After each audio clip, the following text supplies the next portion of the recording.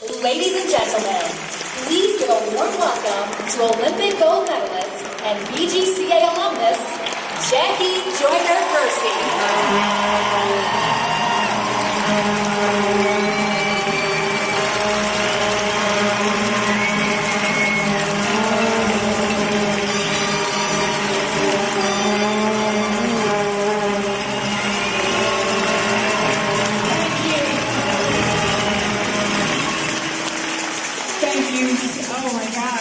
Thank you for that very, very warm welcome. I truly appreciate it, and it's an honor for me to stand before you and really share a little bit about my story, but also to say thank you to each and every one of you for all the works that you do across the country helping Boys and Girls Club, because that was my foundation.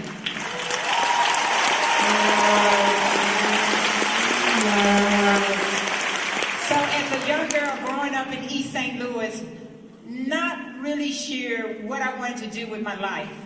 I was exposed to athletics through a community center, but before that community center, I went to what they called, at that time, it was just Boys Club. There wasn't no Boys and Girls Club, it was just Boys Club. But because of my friends who were males, they would go and play basketball at the club, and they were always asking me to come along and be on their team. So I was always the one on the outside looking in. And so the executive director said, come on in, Jackie. And I came on in, and from there, it was like I was just one of the players, not one of the boys, but one of the players beating up on the boys, making, my dreams become a reality. So as I continue to grow, and girls' sports at the time weren't appreciated back then like they are today. And one of the coaches I was working with at the age of 9 said that he wanted to continue the track program because the coach was going to give up on the female athletes. And Coach Nino Fanoy, my hometown of East St. Louis, said no, he would work with the girls. And I didn't know I had the potential one day to make an Olympic team. I knew about hard work. I had a dream, and I had the drive and the determination to see it through whatever I was trying to do. So this became a part of my lifestyle as I continue on trying to be the best that I could be, because when I competed in my first competition, I finished last. I was last in the 400 meters. And I said to myself, I would go to practice every day. No one could outwork me. And I would see myself improving. If that was by a 1/10 of a second if I was running, or a 1/2 of an inch if I was jumping, that meant that I was getting better. Because I recognized that I would go from 8th place to 6th place to 4th place. But 1, 2, and 3 were on the podium. And I said, I want to get on the podium. So I had to learn what it would take to be in the top 3. And as I learned what it would take for me to get in the top 3, then I started saying I need to be consistent, because the top 3 make our Olympic teams. And then I had an opportunity years later. My first Olympic opportunity came around in 1984. I go to our Olympic trials. I had won national titles, collegiate record holder, but my ultimate goal was to try to make my first Olympic team. 1984 rolls around. I go into the Olympic trials. I set a national record. I'm doing extremely well. Then all of a sudden, the games are about 6 to 8 weeks out. End up pulling my hamstring, my left hamstring. Had never been injured before. All of a sudden, my mindset changes. My coach got me ready. My physical therapist is there. My coach at the time is telling me everything is going to be all right.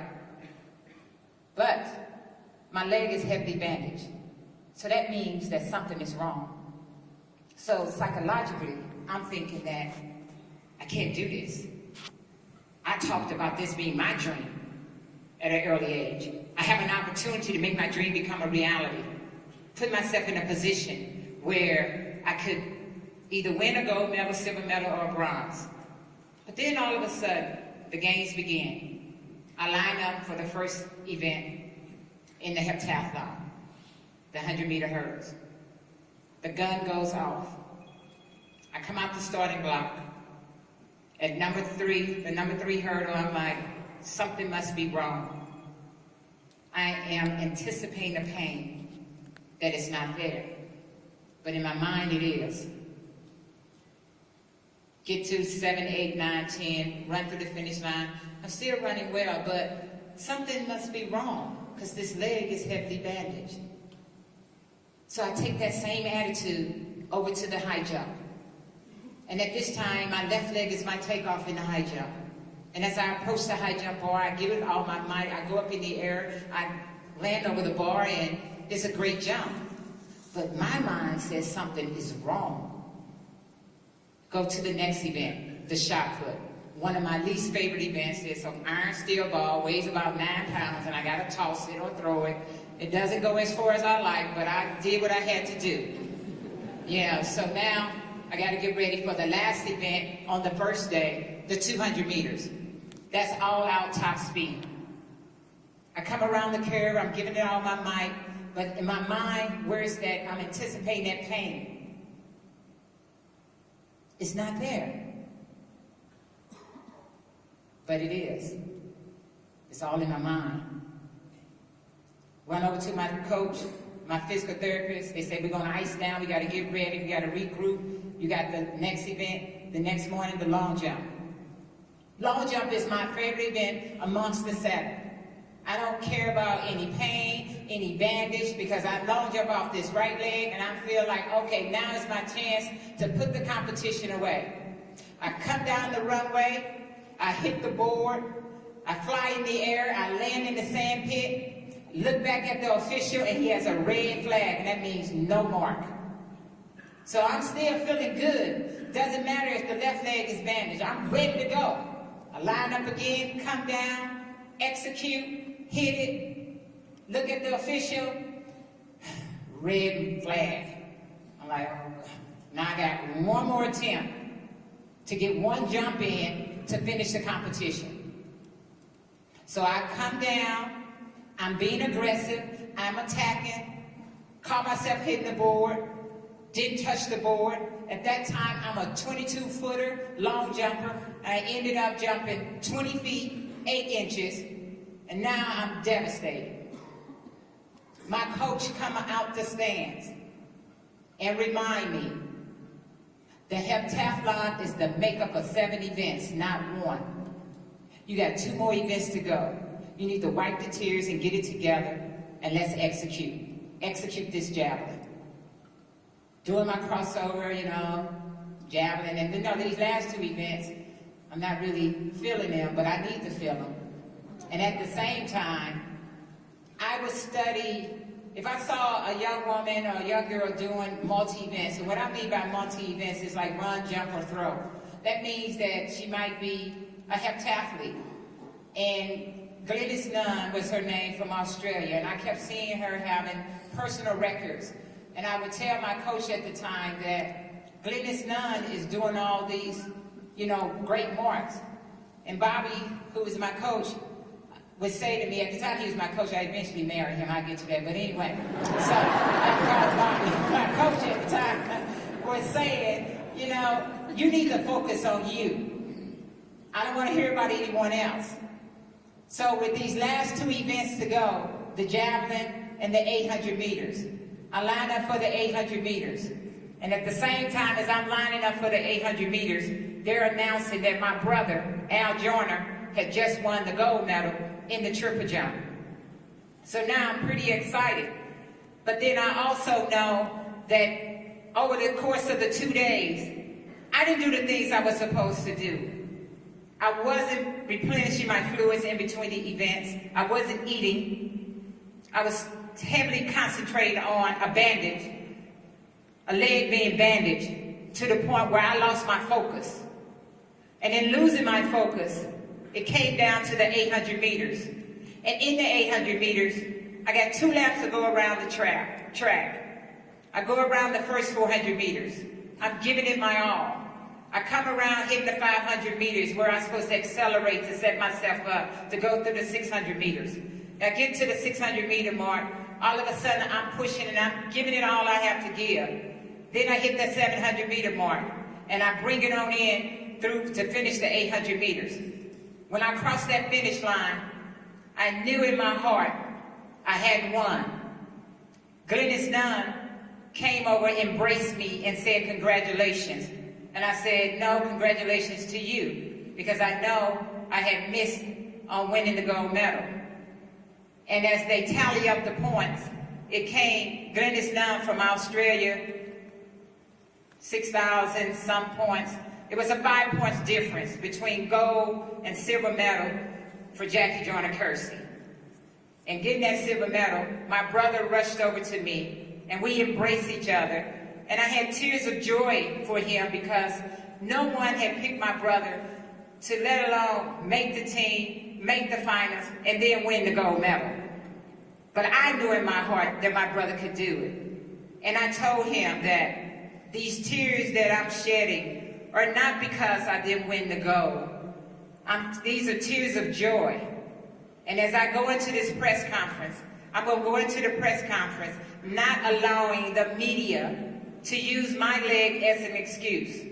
I realized that I didn't have the total package. I realized that it takes more than just the physical, that I have to be mentally prepared if I want to be the best in the world.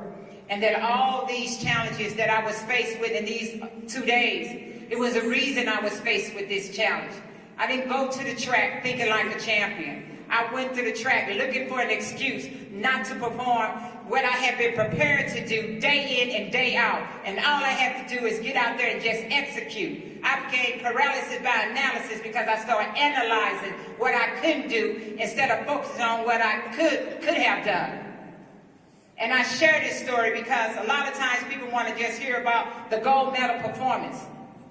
You know, that you are challenged each and every day to be the best that you could be. You have a team for a reason. You have a team captain who is your leader. And as a part of that team, we have to trust each other. I lost trust in my coach. I lost trust in my physical therapist. You can't lose trust in your teammates as you try to meet the challenges of the everyday challenges that you're faced with.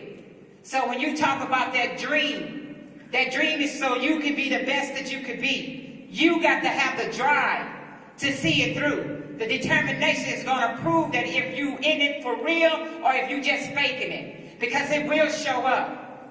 You got to come to the stores every day thinking like a champion, because there's always someone there trying to push you down. But if you believe, you can turn a doubter into a believer. And that's what I had to come to grips with, to understand that if I want to be the best in the world, not if, but when I become the best in the world. I become the best in the world because I believe in my team. I might stand up here solo, but I never forget the people who made it possible for me to achieve my dream, to see my dream become a reality. And each and every one of you, they have a dream for whatever your goals are. You have to determine how you're going to reach those goals. And sometimes we're going to fall short. But in falling short, it's just a test. It's a test to see if you really want it. You have to want it. You have to figure out your why. You have to understand your why. I understood my why because I had a team to help me to see my dream become a reality. And if I leave you, as I leave you with this thought. Those who know why will always beat those that know how. God bless you and thank you.